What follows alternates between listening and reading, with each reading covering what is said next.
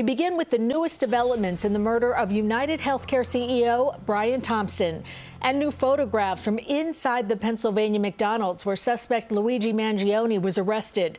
They show him sitting at a table eating a hash brown as police officers closed in on him.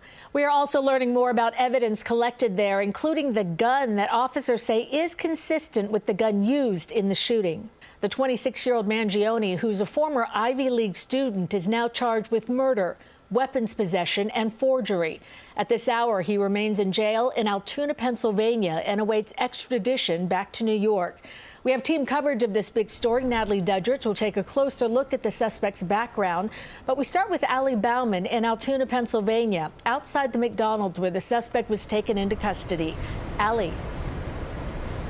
Cindy, Luigi Mangione is being held without bail here in Pennsylvania on forgery and gun charges. And we just learned a few minutes ago that his extradition hearing is scheduled for this afternoon, which he will have to attend in person. And that starts the extradition process of getting him back to New York.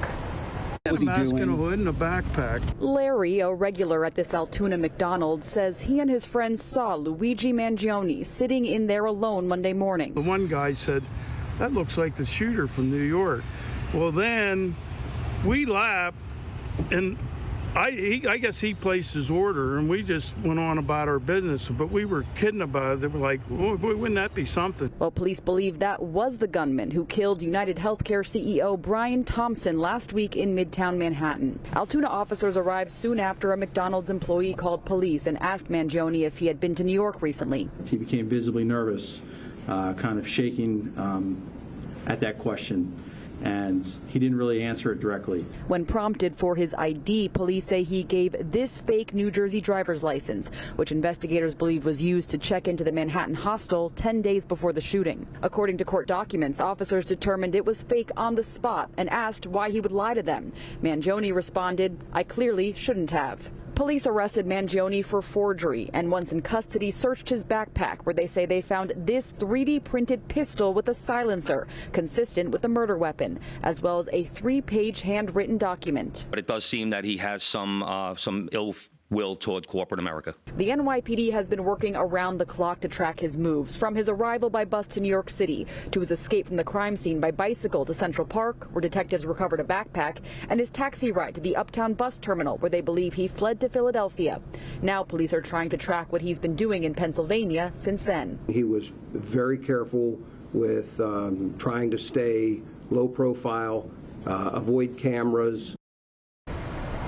Well, police also say they recovered electronic devices from Mangione's backpack yesterday, which they're working to download the contents of. Now, as for this McDonald's here, they've hired private security, as employees here have told police that they worry for their safety. And the Altoona Police Department itself tells CBS News that they've been receiving multiple emails and calls, including death threats, since yesterday's arrest. We're live in Altoona, Pennsylvania. Allie Bauman, CBS News, New York.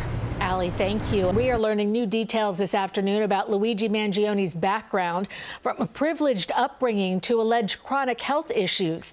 Investigators are piecing together a profile of the suspect. Natalie Duddridge, the Hilton Hotel where this crime took place. Natalie. Well, Cindy, that's right. Some friends of the young man are now speaking out. They're trying to reconcile the bright future of this young student with the fact that this person is now accused of murder, a high-profile crime that happened downtown. Personally, I can make zero sense of it. There's never justification for violence. Disbelief shared by many who knew 26-year-old Luigi Mangione, including his former roommate, R.J. Martin. I was roommates with him, friends, hiked, went to yoga. He was, did his best to be athletic and unfathomable, knowing the kind, person that I saw and knew. Authorities say Mangione's last known address was in Honolulu at the Surf Break co-living community.